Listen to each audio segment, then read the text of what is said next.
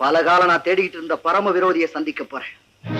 சட்டத்தை அவன் ஏமாத்தலாம், சத்தியமா என்ன அவன் ஏமாத்த முடியாது. என் பாசத்தை நாசமாக்குன அவனை பரலோக அனுப்பிச்சிட்டு ஜென்ம தண்டனையோ தூக்கு தண்டனையோ நான் அனுபவிக்க. என்னங்க இது பழிய பாத்தீங்கன்னா ஏன் கதி? எத்தனை நாளா உங்களே நம்பிட்டு இருந்தேனே, எனக்கு என்ன பதில் சொல்ல போறீங்க? இங்க பாரு, ஒரு மனுஷன் பெத்தவனுக்கு பிள்ளை, அப்புறம்தான் காதலிக்கு கணவன். பிள்ளையா இருந்து கடமையை முடிச்சிடறேன், அப்புறம் உயிர் இருந்தா புருஷனாகிறத பத்தி யோசிக்கலாம். இத பாருங்க, கோர்ட்ல அந்த அயோக்கியனை பிடிச்சு கொடுத்துட்டா அவங்க தண்டனை கொடுப்பாங்க. இல்ல, எங்க அப்பனை கொண்டவனை நானே என் கையால தீர்த்து கட்டணும், அதுதான் நியாயம். ரொம்ப சுலபமா சொல்லிட்டீங்க, ஆனா என்னாலதான் எதையுமே சுலபமா நினைக்க முடியும். பழையன் இப்படி ஒரு தீர்மானத்தை உங்க மனசுல வச்சுக்கிட்டு என் வாழ்க்கையோட விளையாடிட்டீங்க. நீங்க உங்க எதிரியை கொண்டலைங்க, என்னதான் கொண்டுட்டீங்க, என்ன சாவடிச்சிட்டீங்க.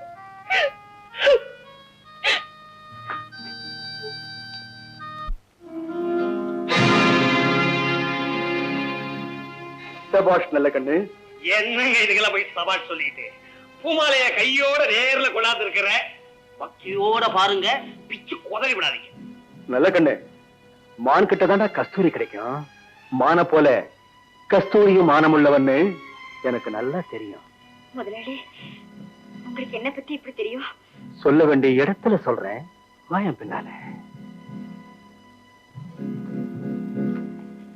நல்ல நேரத்துல என்ன கட் கொண்டு வரேன்.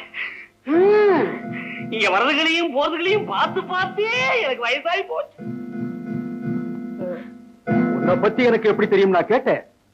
அந்த ஜக்கு எனக்கு நல்லா தெரியும். முதலாளி, தாராபாய் வீட்டுல உன்னை தள்ளி விட்டவன் அவன் தான் எனக்கு ரொம்ப நல்லா தெரியும்.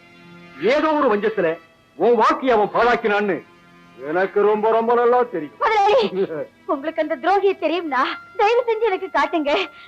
நீங்க செய்யற உதவிக்கு பரிகாரமா எதை கேட்டாலும். முதலாளி, எந்த விஷயத்தை குடிச்சாதான் எனக்கு வழிகாட்டுவேன்னு சொல்றீங்களா? நீ அந்த ஜகு வஞ்சம் தீர்க்கணும்னு நினைக்கிறியா இல்லையா? ஆமா, என் லட்சியமே அதுதான். ஒரு மரமா வாழ்ந்த எங்க குடும்பத்தை வெட்டி விறகாக்கி இப்ப வேதையில நான் பத்தி எறிகிறேன் பாருங்க. அதுக்கு பதிலா அவனை நான் உயிரோட எரிக்கணும். அவன் சாம்பல கடல்ல இல்ல முதலாளி, சாக்கடையில கரைக்கணும். இவ்வளவு கோபம் உனக்கு இருக்குதுன்னா அதுக்கு தகுந்த வேகம் வேணும். பூனை புலியாகணும்னா அதுக்கு இதுதான் மருந்து. தயங்காதே. உன் தகப்பனை கொன்னவன், உன் அண்ணனை பிரிச்சவன், உன் தன்மானத்தை கிழித்தவன் உன் கையாலேயே பலியாகணும்னா முதலாளி, அந்த ஜக்கு கரையோரமா இருந்தா மீன் கிடைக்குமா? ஆழத்துக்கு போ.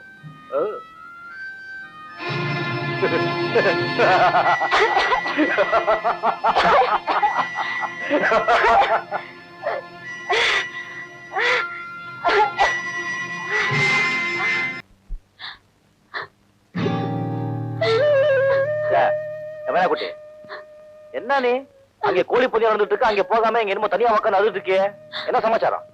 ஆமா, பந்தயம் பழி இதெல்லாம் அவங்க உங்களுக்கு விளையாட்டு. அதனால எனக்கு எல்லாமே பறிப்படி. என்ன சொல்ற? எதை சொல்றது?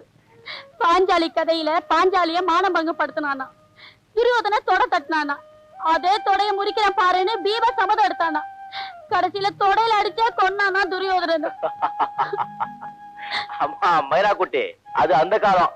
சட்டம் கிடையாது, போலீஸ் கிடையாது, கவர்மெண்ட் கிடையாது. பூந்து விளையாடினாங்க பீமரும் துரியோதனர். இப்போ அப்படி ஏதாவது பண்ணா அம்பேலும் தொகலை தூக்க விட்டுருவாங்க.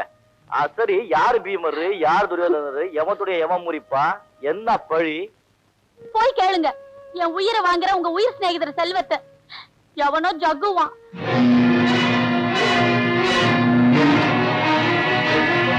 காப்பாத்துங்க, காப்பாத்துங்க, யாரும் இல்லையா? இவ அப்பா செஞ்ச துரோகத்தினால என் தங்கச்சி கழுத்துல தாலி ஏறல, அவ செத்து போயிட்டா. இவளோட கழுத்துலயும் தாலி ஏறவே கூடாது. இந்த சாக்கடையில புழுவா இருந்து அணுவா சாப்பிடும். ஆளி வந்தான் கண்டேன் அவனையும் அம்பேல்.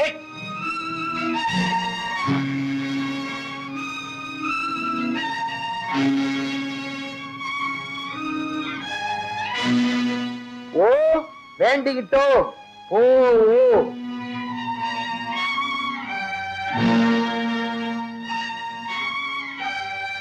அந்த ஜக்கு அழிச்சா இவர் வஞ்சம் தீரும். ஆனா என் வாழ்க்கை தூக்கி எறிஞ்சு எனக்கும் உனக்கும் கல்யாணம் வேண்டான்னு சொல்றாரு. ஏன்னா சட்டம் அவரை தூக்குல போடுமா. இவரு தூக்குல தொங்குனா நான் மட்டும் உயிரோட இருப்பேனா? நானும் ஏதாவது மரத்துல தொங்கிட்டு போறேன். அண்ணா அண்ணான்னு சொல்ல நீங்க மட்டும்தான் இருக்கீங்க. உங்க நண்பர்கிட்ட சொல்லுங்கண்ணா. இவர் பழி வாங்கும் போது அந்த ஜக்கு கை சும்மாவா இருக்கும்? அப்படியே இவர் ஜக்குவை கொண்டாலும் சட்டம் தான் இவர் சும்மா விடுமா?